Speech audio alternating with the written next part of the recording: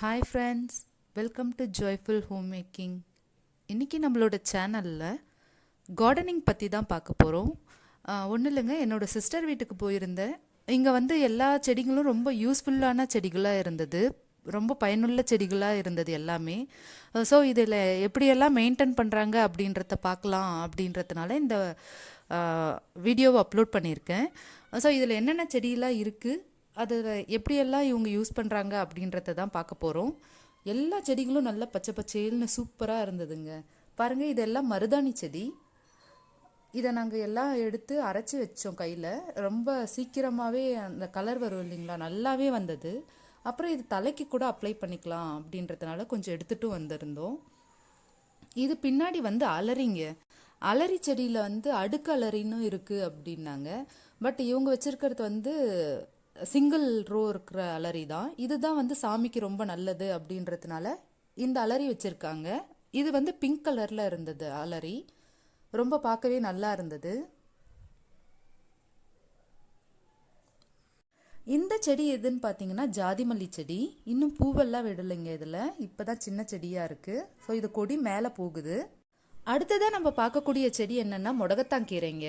இந்த கீரையை வந்து நீங்கள் வீட்டில் அவசியம் வச்சுக்கோங்க. வாரத்தில் ஒரு நாளாவது இந்த கீரையை நீங்கள் தோசையில் அரைச்சி சாப்பிட்டீங்கன்னா மூட்டு வலி எல்லாம் சரியாகும் அப்படின்றாங்க. இந்த செடி என்னன்னு பார்த்தீங்கன்னா மயில் செடின்னு சொல்லுவாங்க. இதுவும் ரெட் கலர் பூ தான்.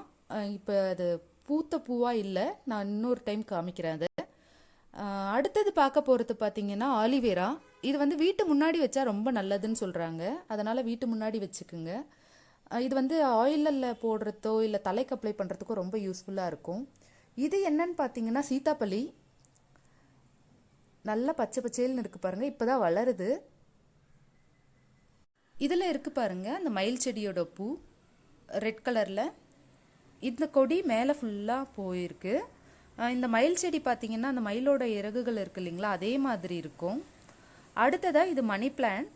மணி பிளான்ட்டோட இலைகளும் ரொம்ப பெருசாக இருந்ததுங்க. இது ரொம்ப பெரிய செடியாக இருந்ததுங்களா, இப்போ கட் பண்ணி விட்டுருக்காங்க. மணி பிளான்ட்டை வீட்டில் வச்சுக்கிட்டா ரொம்ப நல்லதுன்னு சொல்கிறாங்க. அடுத்ததாக நம்ம பார்க்க போகிறது தூதுவளை செடிங்க.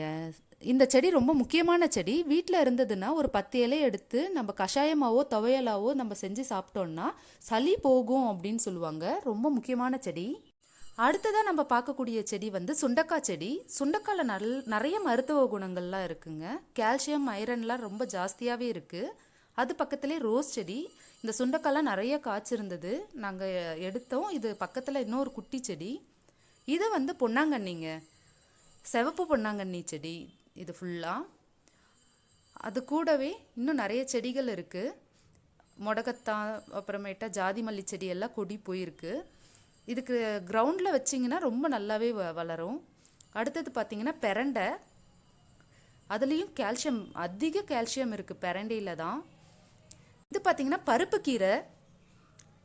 பருப்பில் போட்டு செய்யலாம், இல்லைன்னு நீங்கள் சப்பாத்தியில் அந்த மாதிரி கூட இதை போட்டு செய்யலாம்.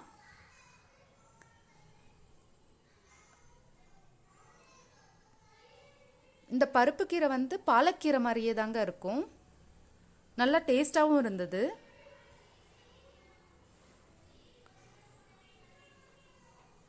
ரொம்ப நல்லா பராமரித்து வச்சுருந்தாங்க இதெல்லாம். அடுத்ததாக நம்ம பார்க்கக்கூடிய செடி வந்து கொய்யா செடி. இந்த கொய்யா செடி இப்போ தான் வச்சுருக்காங்க, ஸோ இன்னும் பெருசாலாம் ஆகலை. கொய்யா இலையில் வந்து இவங்க கஷாயம் மாதிரி வச்சு குடிக்கிறாங்க. நானும் குடிச்சு பார்த்தேன், ரொம்ப நல்லாவே இருந்தது. அதேமாதிரி அந்த கொய்யா இலையை வந்து தலையில் தேய்ச்சி குளித்தா ரொம்ப நல்லதுன்றாங்க. அடுத்தது இது வந்து பாவக்காய் செடி.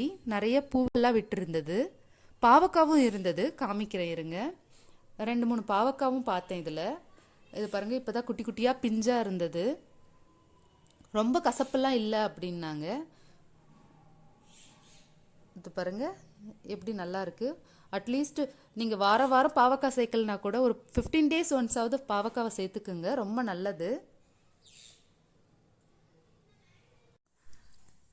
இது வந்து ரோஸ் செடி, அப்புறமேட்டா வெள்ளாரை, முடகத்தாய் எல்லாம் கலந்து தான் இருக்குது. இந்த நந்தியாவட்டம், அப்புறமா வந்து அரளி செடி, இது எல்லாமே ஒரு பக்கமாக வச்சுருக்காங்க. இதுக்கு வந்து இது பாருங்கள், இந்த நந்தியாவட்டம் பாருங்கள், வெள்ளை கலர் தான், விநாயகருக்கு உகுந்ததுன்றதுனால அதை வச்சுருக்காங்க. இதுக்கு உரமாக வந்து டீ தூள் எல்லாம் போடுறாங்க. இது பாருங்கள் தக்காளி செடி, இப்போ தான் பூவெல்லாம் விட்டுருக்கு. இது பக்கத்தில் பார்த்திங்கன்னா முருங்கை மரமும் கூடவே வந்து செம்பருத்தியும் இருக்குது. செம்பருத்தி இலை வந்து தேங்காய் எண்ணெயில் போட்டோ இல்லை தலைக்கு போட்டு குளிக்கிறதுக்கோ ரொம்ப நல்லது. இதுக்கு வந்து இதெல்லாம் வந்து நம்ம ஏற்கனவே பார்த்தது. இதுக்கு வந்து சாதம் வடிக்கிறோம் இல்லைங்களா, அந்த தண்ணி, அப்புறம் அதை வாஷ் பண்ணுற தண்ணி, அப்புறம் டீ தூள், இது எல்லாமே போடுறாங்க உரமாக. வெங்காயத்தூள், பூண்டுத்தூள், இந்த மாதிரி எல்லாமே போடுறாங்க. அதனால் கொஞ்சம் நல்லாவே இருக்குது. அடுத்தது இது பார்த்திங்கன்னா பிரண்டை, கூடவே வெள்ளரை இருக்குது. பிரண்டையில் ரிச் கால்சியம் இருக்குங்க. அட்லீஸ்ட் ஒரு 1-2 மந்த்துக்கு ஒன்ஸாவது அதை ஒன்ஸ் எடுத்துக்குங்க. வெள்ளரையிலையும் ரொம்ப சக்தி அதிகமாக இருக்குது. இது வெள்ளரை வந்து தொகையலாகவும் செய்யலாம். இதில் ஞாபகத்திறன் அதிகமாகும் அப்படின்றாங்க.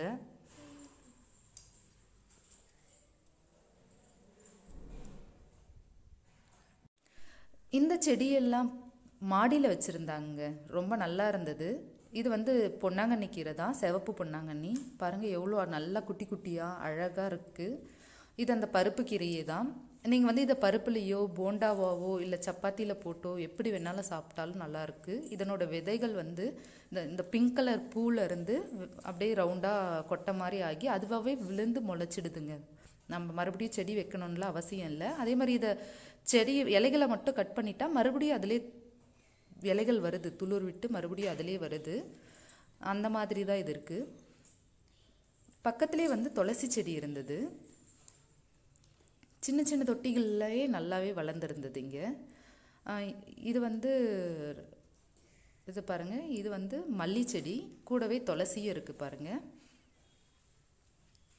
இந்த மாதிரி இன்னொரு என்னோட நெய்பரோட வீட்லேயும் நிறைய கார்டனிங் இருந்தது. அதையும் நான் உங்களுக்கு அடுத்த வீடியோவில் ஷேர் பண்ணுறேன். அவங்களும் கொஞ்சம் வித்தியாசமான செடிகள்லாம் வச்சுருந்தாங்க, ரொம்ப நல்லாவே மெயின்டைன் பண்ணியிருந்தாங்க. அதையும் உங்களுக்கு அடுத்த வீடியோவில் ஷேர் பண்ணுறேன். நம்மளோட சேனலை யார் யாரெல்லாம் சப்ஸ்கிரைப் பண்ணலையோ சப்ஸ்கிரைப் பண்ணிவிட்டு, பிடிச்சிருந்தால் லைக் பண்ணுங்கள், கமெண்ட் பண்ணுங்கள். இதோட நெக்ஸ்ட் வீடியோலையும் பார்க்கலாம். இன்னும் ஒரு செடி இதிலே பேலன்ஸ் இருக்குது பக்கத்தில், அதையும் காமிச்சிடுறேன். பிரண்டை செடி தாங்க வச்சுருக்காங்க. இதில் வந்து பிரண்டை பாருங்கள் எவ்வளோ நல்லா வளர்ந்துருக்கு. இதனோட இன்னொரு பேர் வந்து வஜ்ரவல்லி அப்படின்னு சொல்லுவாங்க. அவ்வளோதான், அடுத்த வீடியோவில் பார்க்கலாம். தேங்க்யூ ஃபார் வாட்சிங் ஃப்ரெண்ட்ஸ்.